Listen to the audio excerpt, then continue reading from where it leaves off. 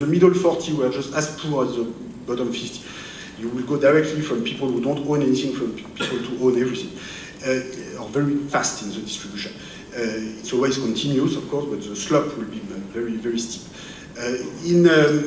Whereas today, the share going to the top 10% is still very large, given their share in population, which is only 10%, but it's, say, about 60% of total wealth in Europe, 70% in the US, which means that you have about 20 to 30% of total wealth for the middle class, which is a big change, because it means that you have a very large group in the population who own 100,000 euros, 200, 300, 400, who are not very rich, but who are far from being poor, and this is a major change for the the political system, the economic system, and the general belief is that the wealth middle class, at least up to a point, is good for democracy, is good for the economy, and maybe you don't want full equality of wealth, which will require 50% of wealth for the bottom 50 and 40 for the next 40, but we are very far from that. We have 5% for the bottom 50, 20 to 30 for the middle 40. So the general belief is that having a well-functioning middle class is not bad for growth, and it's not bad for, certainly not bad for democracy. The question is, will the middle class expand in the future? Will it shrink? This is a very complicated issue, and I don't know the answer about this issue. What I know is that the recent trends are not really in the right direction, in the sense that in the recent decade, in the US, there's been a decline in the share going to the middle class from, if you take the recent study by Saez and Zuckman, what they find is that the share going to the middle 40 was close to 30%, 30 years ago, 28%, and now it's closer to 20%. So it's 22, 23. So it's, the data is not perfect, but from the best data we have, this is going down. How far will it go? Nobody knows, but as I will show you in a minute with data from the very top of the wealth distribution, if the very top wealth holders, keep rising a lot faster than average wealth, this could go quite far in the future. How can we think about the long-run equilibrium and wealth inequality? So as I said at the beginning, there are many different factors that are important. I'm not going to have time to show all of this. Just to summarize the key finding we get from the historical data, there was no decline in wealth concentration prior to World War I. Then there was a big decline in the share going to the top, and correspondingly a big increase in the share going to the middle class between 1910 and 1970. And then starting in the 1970s, 1980s, you have either a beginning of a new rise in inequality in wealth concentration, or stabilization, or slight rise in some European countries.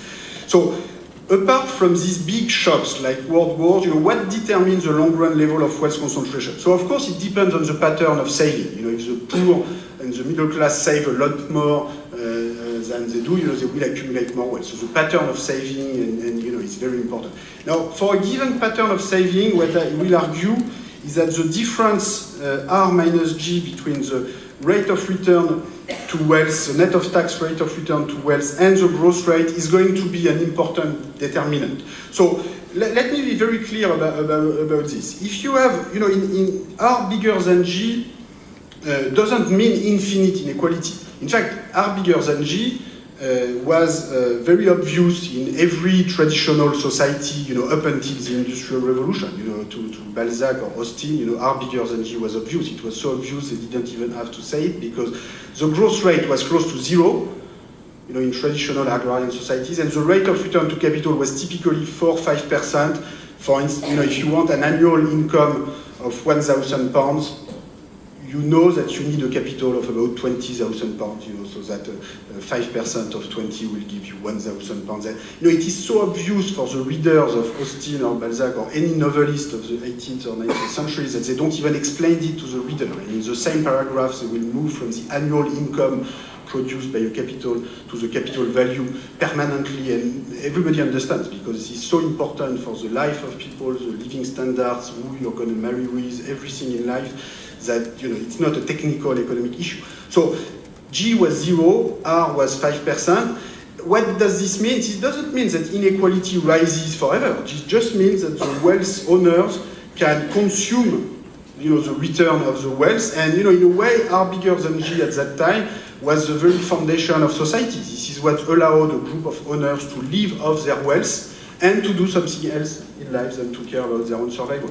Now, one of the conclusions of my book is that the modern industrial revolution and modern growth that we have, including today, did not change this basic relationship as much as one might have expected.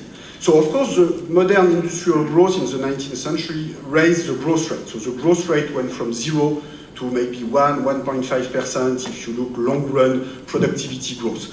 But the rate of return to capital also increased somewhat because of new form of industrial investment. So maybe it went from 4.5 to 5.6 or 7% in the long run for the stock market.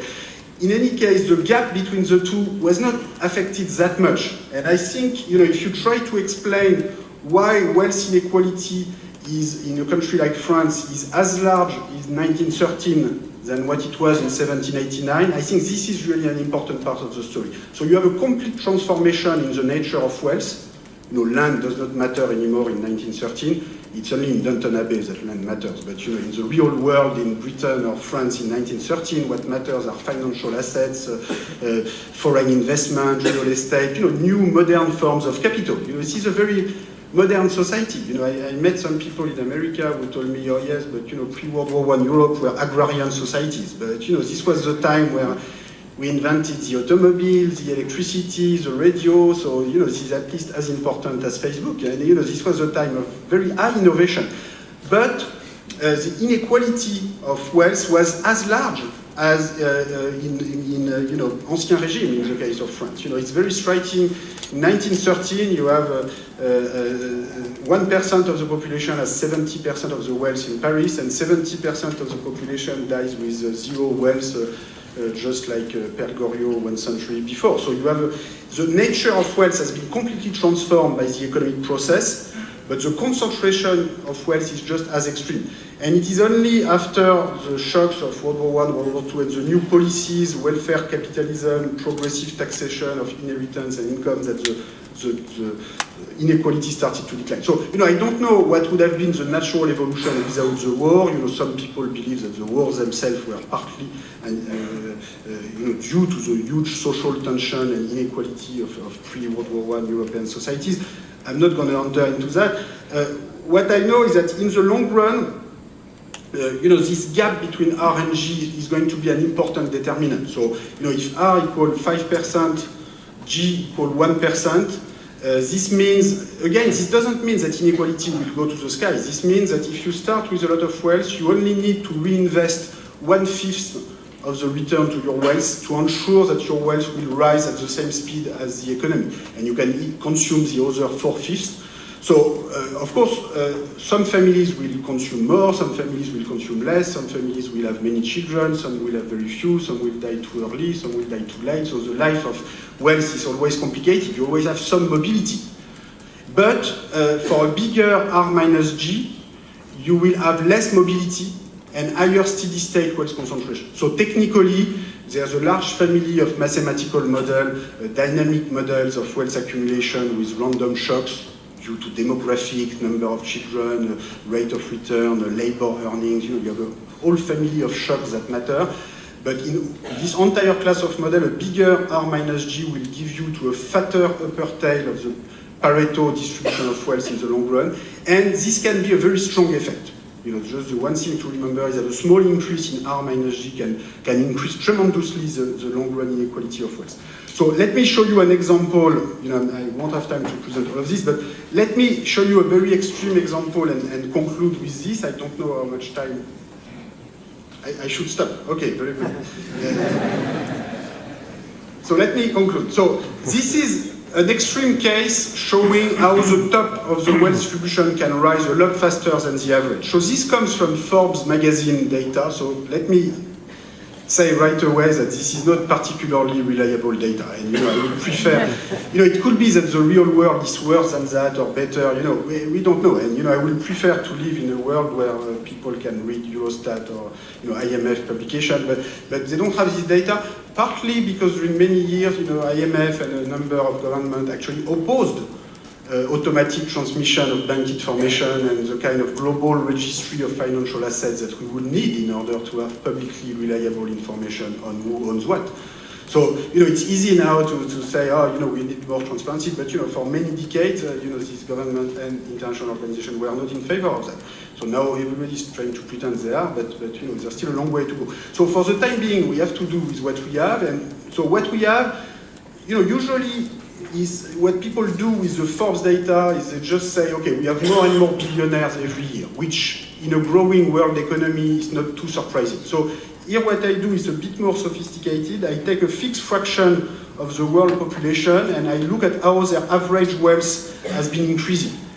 And what you can see is that the average wealth at the top has been increasing at 6 to 7% per year, whereas average wealth in the world has been rising at 2% per year. So of course, the people at the top are not the same people throughout the period. You have, in 1987, which is when Forbes started their world ranking of billionaires, the top were Japanese billionaires, which everybody has forgotten, and now you have new billionaires coming from emerging countries, and this is good. It's a lot of mobility. That's very good. But now, even if you have this mobility, people coming out, people coming in, that's not a reason why the average wealth of this group should rise 3 to 4 times faster than the average. If we were in an equilibrium of the world distribution of wealth, you have some people coming down, some people coming up, but the average wealth of this group should rise approximately at the same speed as the average. Now you can see, maybe this data is not very good, but the gap between the top and the average is huge.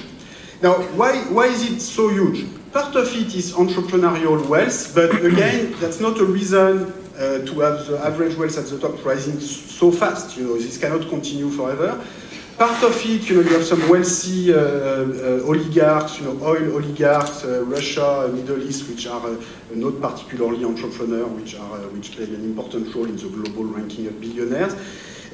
You have also a lot of inherited wealth. I can tell you the wealthiest person in France, Liliane Bettencourt, her father was an entrepreneur. Eugène Schuller, he created L'Oréal, world leader in cosmetics, very useful product for the hair, this is very useful for all of us. The only problem is that this was in 1909, and he died in the 1950s, and she has never worked. And her wealth between 1990 and 2010 increased exactly in the same proportion as that of Bill Gates. It went from 4 to 30 billion, those of Bill Gates to 8 to 60, or the numbers rise exactly in the same proportion. So, we would all prefer that of Bill Gates to rise faster, of course, but wealth is not only about merit. So, why do we have such a big rise at the top? Part of it seems to be due to scale effect in portfolio management. So just to give you an extreme example, so I don't want to make you sad, in case you want to become as rich as Harvard and you want to build up a large capital endowment for your university. But the only reason I am using this data on university endowment is that we have good data on university endowment. So I know a lot more about the portfolio of these universities than what the Forbes people are doing. So at least they release financial statement. So you have 850 universities in the US. Now you can see that they have done pretty well. These are real rate of return after deduction of inflation, after deduction of all administrative costs. So I'm not saying they will do so well in the next 30 years. Maybe this was a particularly good period, but still, this is interesting to see that the bigger the endowment, the better you do. So take Harvard, 10% real return over 30 years. So right now they spend only 0.3% in management cost. But their endowment is $30 billion. So even 0.3% is almost 100 million. So 100 million per year, that's enough to pay a good team of financial specialists and wealth managers. Even if they cost a lot individually, that's still a good group. And if that's enough to get you the sophisticated financial products and derivatives that get you a return of 10 instead of 8 or 8 instead of 6, this is worth it.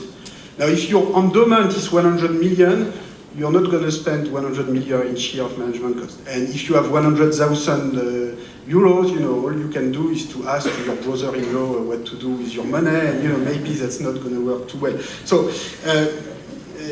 that's important to know, because, for instance, just to put these numbers in magnitude, the gift made by students of Harvard to their universities, which we also know very well, they are in the accounts of Harvard, they are published, over this time period, on average, represent less than 1% of the endowment in annual terms. Okay, so this is 10 times smaller than the return. So, the gift do not matter.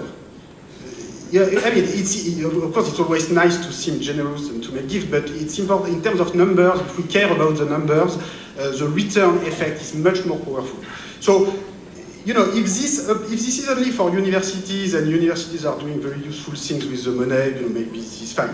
If this is happening at the scale of the entire distribution of wealth, this can be a problem. So I think it's much more difficult in the Forbes ranking to see the kind of diversified inherited portfolio than the entrepreneurial wealth, simply because the large diversified inherited portfolios don't want to be seen. So, the ways this magazine people collect the data, is very biased toward entrepreneurs for obvious reasons, because it's much more easier to spot them. So, if we add, better publicly reliable data on wealth, maybe it will be even bigger rise of inequalities than what we have here. Maybe it will be lower. Frankly, I think nobody knows exactly. It will be surprising if this will be reduced to the level of the world wealth growth, which, by the way, takes into account China and all emerging countries, because this is growth at the world level. So, you have a very fast growth in the world GDP, thanks to China, India, 3.3% per year over this period. This is about what we have in 2014. But half of it, in fact, more than half of it, is taken by population growth.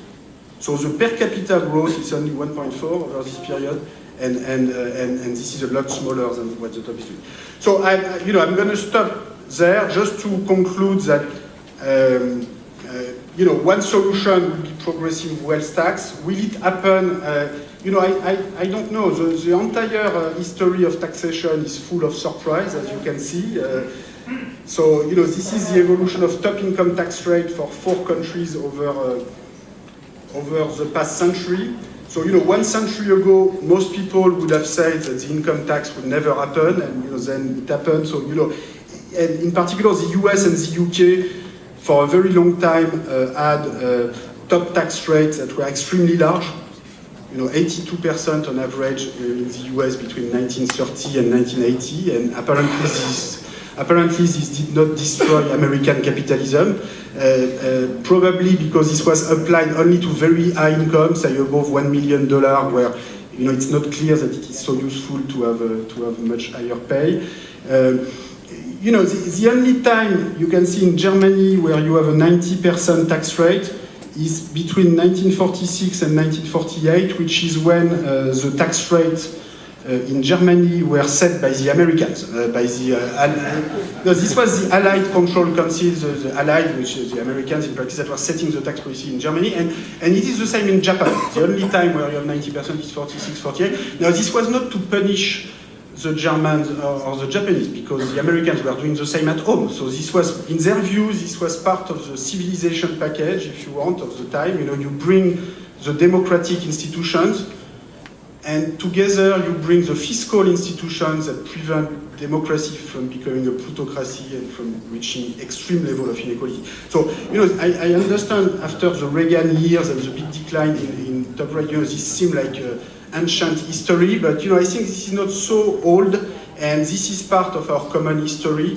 The solution for the future will be different, but in any case, I think it is useful to put these debates about inequality and taxation in a historical perspective. These are just historical facts. I'm not responsible for this tax policy. This is part of what happened in the past, and sometimes people have very little knowledge about what happened more than 10 or 20 years ago on these issues, and I think it's important to try to have a more informed democratic debate on these issues, and this is all what I'm trying to contribute to.